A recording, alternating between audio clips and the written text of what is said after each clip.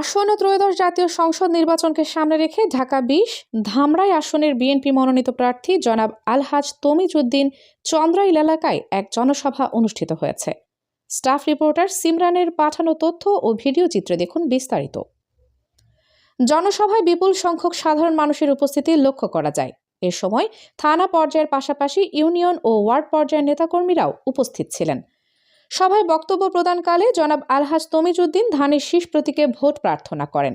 তিনি বলেন, জনগণের ভোটে নির্বাচিত হতে পারলে ধামরাইকে মাদক ও সন্ত্রাসমুক্ত এলাকা হিসেবে গড়ে তুলবেন। তিনি আরও বলেন, নির্বাচিত হওয়ার পর সাধারণ জনগণের কর্মসংস্থান সৃষ্টি ও কর্মক্ষেত্র উন্নয়নের দিকেও বিশেষ গুরুত্ব দেওয়া হবে। জনসভা শেষে উপস্থিত নেতাকর্মী ও সমর্থকদের মধ্যে ব্যাপক উৎসাহ ও উদ্দীপনা লক্ষ্য করা যায়। এই অঞ্চলে কোনো মানুষকে আমরা বাদ না থাকি আর কি, ভোটটা দেওয়ার জন্য সকাল সকাল মা বোন সহ পরিবার সবাইকে নিয়ে আপনারা ভোট